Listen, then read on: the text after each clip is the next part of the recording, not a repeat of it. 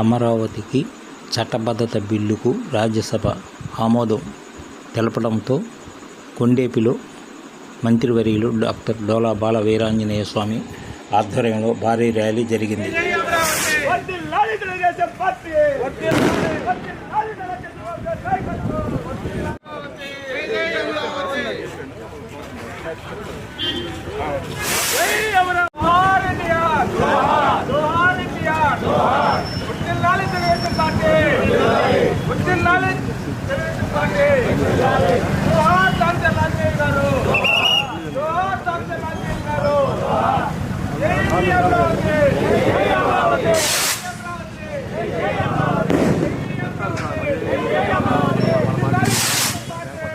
ఆంధ్రప్రదేశ్ రాష్ట్రానికి రాజధాని లేకుండా 10 సంవత్సరాల ఉమ్మడి రాజధానిగా హైదరాబాద్ నిర్ణయం చేయడం జరిగింది.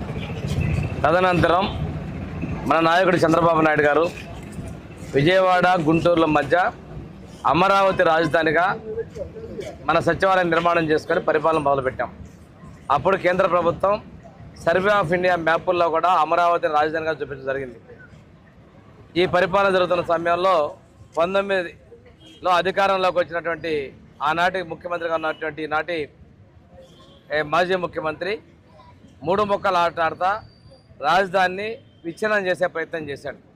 ఈరోజు అమరావతి రూపకర్త, అమరావతి శిల్పి, నవ్యాంధ్ర రూపకర్త శ్రీ నారా చంద్రబాబు నాయుడు గారికి యావత్ ప్రజల తరఫున ధన్యవాదాలు తెలియజేసుకుంటూ, ఈరోజు రాజధాని కోసం చెప్పినట్టు ప్రధానమంత్రి మోడీ గారికి ఆంధ్రప్రదేశ్ ప్రజలందరి తరఫున కూడా నేను ధన్యవాదాలు తెలియజేసుకుంటూ, ఈ చర్యల మొత్తాన్ని కూడా సంపూర్ణ మద్దతు ప్రకటించినటువంటి జనసేన అధినేత ఉప ముఖ్యమంత్రి పవన్ కళ్యాణ్ కూడా మనస్ఫూర్తిగా ధన్యవాదాలు తెలియజేస్తూ, ఈరోజు సాధించింది 5 కోట్ల ఆంధ్రుల ఆత్మగౌరవ ప్రతీక దేవతల రాజధాని అమరావతిగా చట్టబద్ధత కలిగినందుకు మరొక్కసారి కేంద్ర ప్రభుత్వానికి ప్రధానమంత్రి ధన్యవాదాలు తెలియజేస్తున్నాను. జై అమరావతి, జై అమరావతి.